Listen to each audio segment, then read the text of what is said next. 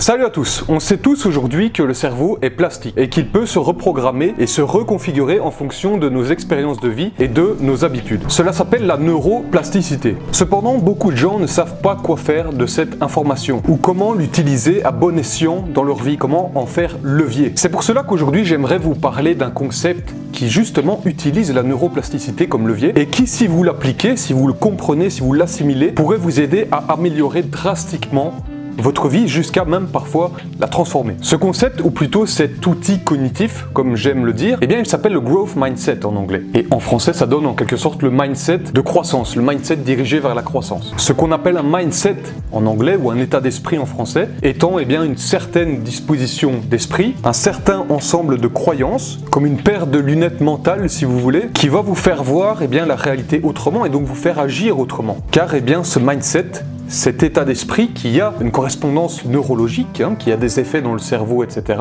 qui va faire que certaines parties de votre cerveau vont être activées et pas d'autres, eh bien il va filtrer les informations de la réalité et en sélectionner certaines et pas d'autres, et donc vous allez agir différemment. Vous allez agir en fonction de ce mindset. Les études à propos de ce concept, à propos du concept de mindset, eh bien sont en plein boom. Il y a même eu un livre excellent là-dessus, je vous mettrai l'image dans la vidéo. C'est un domaine de recherche scientifique de plus en plus développé. Et aujourd'hui, parmi ces études, eh bien, il y a une étude sur ce qu'on appelle le growth mindset, qui est un certain mindset, et je vais vous en parler tout de suite. Mais avant de vous expliquer ce qu'est le growth mindset, eh bien, j'aimerais vous raconter une petite histoire personnelle qui m'est arrivée récemment, car elle a pleinement impliqué eh bien, le growth mindset. Ça, c'est un diplôme de connaissances en gestion de base en Belgique. En Belgique, eh bien, ce certificat, ce diplôme, il vous permet d'ouvrir une entreprise. Pour obtenir ce certificat, eh bien, vous devez passer un examen. Et cet examen, il n'est pas évident. Environ 70-70% des questions, eh bien, ce sont des problèmes mathématiques. On va vous demander de calculer une marge bénéficiaire, de parler de la TVA, la taxe sur la valeur ajoutée, calculer le pourcentage que représente un bénéfice, etc., etc. Bref, une application de formules et surtout comprendre la logique mathématique qu'il y a derrière un business. Pas mal de gens n'ont pas vraiment facile avec cet examen, beaucoup le ratent, et il y a tout un business de formation autour de cet examen, et parfois les gens se forment pendant des mois, suivent des cours du soir pendant des mois avant de le réussir. Récemment, j'avais vraiment besoin de ce certificat pour des raisons professionnelles, et c'était un gros problème pour moi parce que je suis absolument nullissime en maths, depuis toujours. Pour vous dire, même avec les règles de 3, jusqu'à récemment, je galérais. J'ai vraiment pas, en tout cas c'est ce que je pensais, j'ai vraiment pas ce type d'intelligence, c'est ce que je croyais au fond de moi, et donc j'étais vraiment désespéré avant de commencer. Cependant, une semaine avant de passer l'examen, je suis tombé sur le podcast de notre ami neuroscientifique américain Andrew Huberman, qui faisait, comme à son habitude, eh bien, un peu le tour de la recherche sur ce qu'on appelle le growth mindset. Donc Huberman traite de sujets neuroscientifiques en tout genre, et cet épisode-là était sur le growth mindset. Et par curiosité, eh bien, j'ai cliqué, et ça a été une petite révélation pour moi parce que ça m'a permis de comprendre comment je pouvais appliquer toutes les informations que j'avais apprises sur le concept de neuroplasticité, dont je ne savais pas vraiment quoi faire. Je savais que le cerveau pouvait se reprogrammer, qu'on pouvait modifier son cerveau, qu'on pouvait apprendre des skills, etc. Et je n'avais pas vraiment l'outil pour en faire levier. Et le déclic, eh bien, il y a eu lieu quand Huberman a commencé par expliquer ce qu'est le growth mindset, mais tout d'abord ce que n'est pas le growth mindset. Et ce que n'est pas le growth mindset, eh bien, c'est son opposé, c'est le mindset opposé, qui en fait concerne la plupart des gens dans notre société pour diverses raisons que je vais vous expliquer. Cet opposé, eh bien, c'est le fixed mindset, ce qu'on appelle un mindset rigide, qui empêche en fait l'évolution, qui empêche quelque part la neuroplasticité et donc l'apprentissage de nouvelles skills et le développement de soi. Le fixed mindset, eh bien, ça consiste à croire que nos capacités cognitives sont fixées. C'est-à-dire que par exemple notre intelligence générale ou bien nos capacités humaines telles la créativité, l'inventivité sont statiques, c'est-à-dire qu'on est avec un certain potentiel, avec un certain taux de ces capacités et qu'elles ne bougent pas pendant la vie. Peu importe ce qui arrive dans notre vie et peu importe les efforts qu'on y met. C'est exactement ce que je me disais jusque-là par rapport aux mathématiques. Et on peut gager que c'est principalement dû eh bien, à notre système social, à l'époque dans laquelle nous vivons, à notre système éducatif, notre système professionnel aussi, où la société nous définit dans une case, elle nous définit dans un métier, certaines compétences professionnelles, dans notre rang social, là où nous vivons. Nous avons tout un tas de labels qui nous sont donnés par la société, et ça c'est très nouveau, parce que de tout temps dans l'histoire de l'homme, plutôt que d'être par exemple quelqu'un de classe moyenne ou quelqu'un issu d'une bonne famille, quelqu'un qui a tel compte en banque, etc., nous étions plutôt un mari, un frère, un membre d'une tribu. Mais la société a évolué de telle sorte qu'aujourd'hui nous nous donnons tous toute une somme de labels, de croyances sur nous-mêmes Et suivant ces labels, eh bien, nous nous définissons nous-mêmes ce que nous sommes capables ou pas de faire et donc notre champ des possibles. Prendre conscience de l'existence de ce fixed mindset, ça m'a fait prendre conscience bien que j'étais peut-être pas nul en maths par essence. Mais peut-être qu'en réalité, eh bien premièrement, je m'étais arrêté à mes premières mauvaises expériences avec les mathématiques et donc je m'étais dit à moi-même que j'étais tout simplement nul en maths. Secondement, eh bien puisque je viens d'un milieu populaire, un milieu ouvrier. Et pour moi, je sais, c'est stupide, mais pour moi, si vous voulez, quand j'étais jeune, les maths, c'était un peu un truc d'intello, un peu un truc de premier de la classe. Je m'étais arrêté à ce label, à ce déterminisme, et si vous voulez, les maths, pour moi, ne faisaient pas partie de mon monde. Donc je ne m'identifiais pas aux mathématiques, ou plutôt, je m'identifiais comme nul en mathématiques. Parfait exemple de fixed mindset. Je m'étais identifié à un label. Et ça, c'est très important pour comprendre maintenant ce qu'est le growth mindset, qui est le parfait opposé, où on ne veut pas s'identifier à un label. On ne va pas se dire je suis ça ou je ne suis pas ça, on va s'identifier plutôt à l'effort qui mène au goal désiré. Le growth mindset, il fut introduit dans la communauté scientifique dans les années 90. Et le concept justement, il émergea en même temps que les premières découvertes sur la neuroplasticité. La neuroplasticité qui enjoint dans une certaine mesure que l'intelligence et nos capacités humaines, telles que la créativité, etc., sont adaptables, sont mouvantes, qu'on peut évoluer, qu'on peut devenir plus créatif, que même nos traits de personnalité bougent au cours de la vie en fonction des expériences vécues ou en fonction de la volonté et du travail sur soi. Et pour vraiment lancer ce concept de growth mindset, la créatrice du concept, je vous mettrai le nom dans la vidéo, elle eut une idée absolument géniale, une idée qui lui permettrait tout simplement d'étudier si son idée de growth mindset était valable ou pas. Elle se demanda tout simplement si ce qu'on disait aux enfants après qu'ils aient opéré un test scolaire avait un impact sur leur performance future. Et vous allez comprendre pourquoi c'est brillant.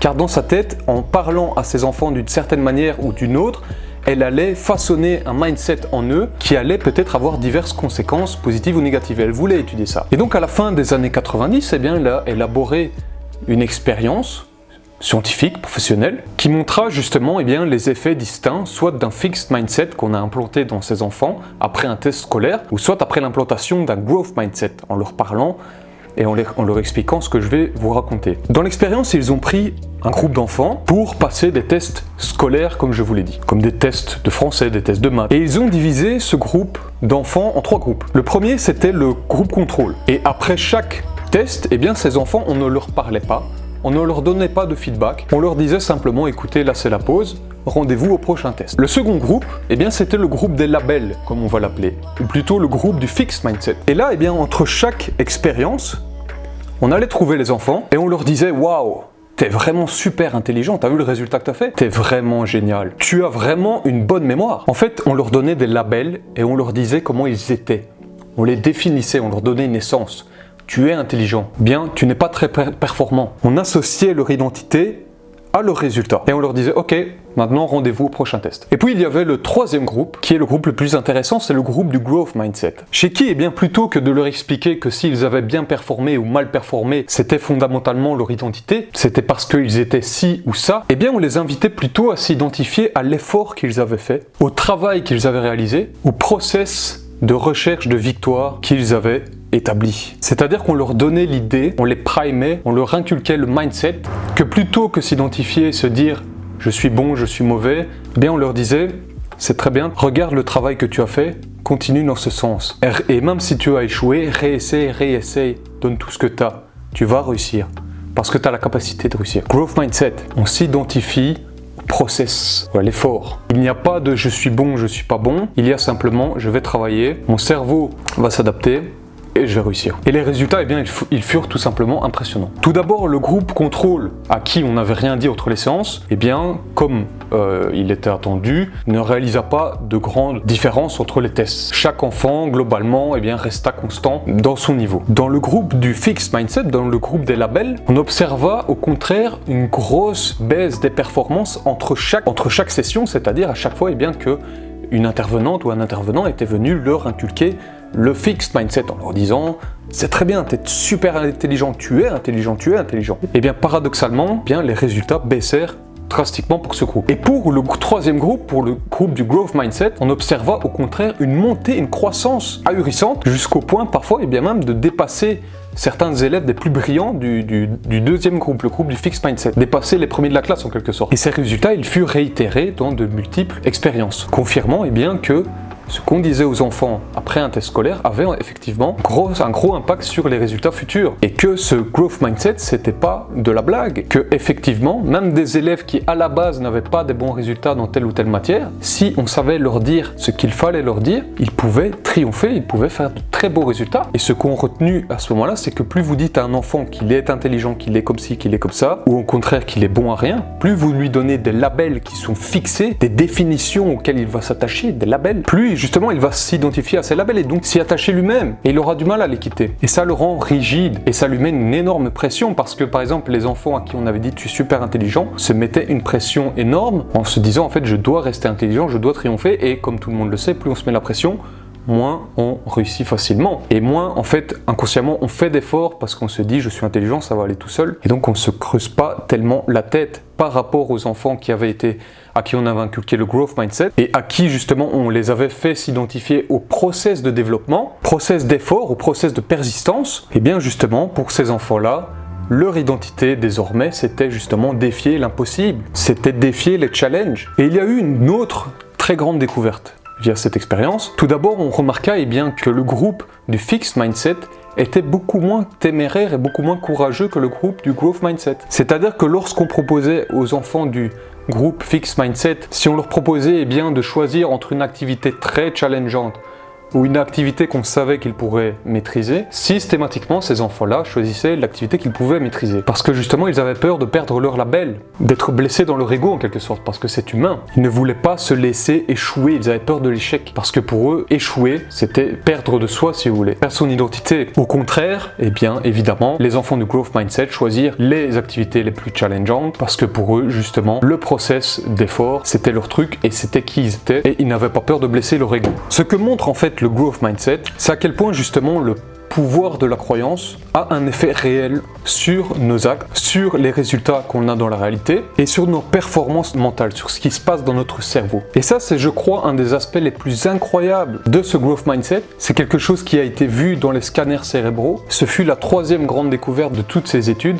C'est que justement le mindset, un certain état d'esprit, est corrélé à des effets spécifiques dans le cerveau. C'est-à-dire qu'avec la pensée et les croyances, on voit que effectivement, notre cerveau fonctionne différemment. C'est le mind over matter. Écoutez bien, durant certaines expériences suivantes à propos du fixed mindset et du growth mindset, des scientifiques, ils ont placé des électrodes sur la tête de personnes, des sujets de l'expérience, des adultes cette fois, afin de mesurer les ondes électriques qui se passaient dans leur cerveau. Des ondes électriques qui sont corrélées à notre activité cérébrale. Et ce dont les scientifiques se sont rendus compte, c'est que la grosse différence au niveau cérébral entre les gens qui ont le fixed mindset et les gens qui ont le growth mindset, il se trouve dans la façon dont le cerveau réagit aux erreurs, c'est-à-dire au feedback négatif, quand les choses ne se passent pas comme prévu. Dans cette expérience où on avait mis des électrodes sur la tête des sujets, l'expérience elle consistait à jouer à un jeu sur ordinateur. Il s'agissait de répondre à des questions basiques, donc c'était un QCM, questionnaire à choix multiples,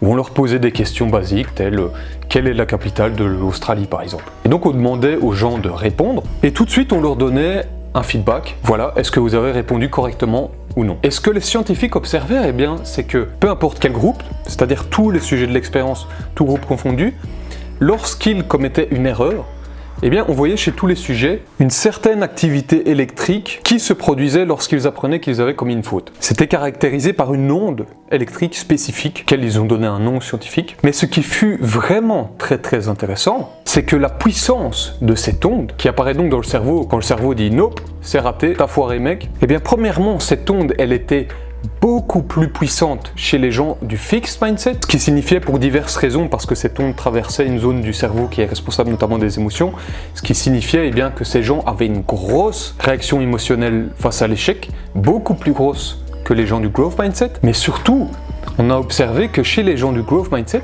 cette onde spécifique, elle traversait aussi une zone du cerveau que l'on sait impliquée dans les bonnes nouvelles, dans l'apprentissage de nouvelles positives, donc ce qui déclenche un peu de joie si vous voulez. Et ça signifia que les gens du growth mindset, plutôt que de prendre mal l'erreur, d'une part, ils ressentaient moins d'émotions négatives, mais encore plus loin, ils l'accueillaient plutôt avec plaisir, parce que justement, le growth mindset implique que nous progressons grâce aux erreurs grâce aux échecs. Ils accueillaient l'échec comme un moyen d'apprentissage qui permettrait de gagner par la suite. Complet renversement de perspective. Ils avaient compris que la difficulté, la douleur, l'échec quand on apprend quelque chose de nouveau ne sont pas des signes que vous avez atteint vos limites, mais justement que vous êtes en train de les dépasser. Et tout ce que ceci montrera finalement, eh bien, c'est que nous ne sommes pas vraiment les labels que la société nous donne. Nous sommes essentiellement nos actions et nous sommes surtout les pas qui nous mènent vers nos goals, car ce sont eux qui shape, qui moulent en quelque sorte notre cerveau, et donc notre vraie identité. Et ce que j'aimerais dire pour conclure, eh bien, c'est que probablement le growth mindset est l'une des avancées en psychologie, en neurosciences, parmi les plus impressionnantes dans l'histoire récente. C'est probablement un des outils, voire l'outil le plus important à connaître dans tout ce qui est développement personnel, parce que si vous appliquez eh bien, ce growth mindset, tout simplement vous allez devenir imbattable. Il existe pas mal de ressources sur le net, je vous invite à aller voir. Si vous voulez plus d'informations, vous pouvez aussi me contacter par exemple sur Instagram, je vais vous mettre mon lien. Vous pouvez me parler surtout en commentaire, dans les commentaires YouTube, je vous répondrai et ça permet d'augmenter le référencement. Et je suis très heureux de vous partager ce sujet, je trouve ça absolument incroyable, c'est vraiment quelque chose de très très puissant. Et quant à moi, je vous dis à la prochaine, ciao ciao.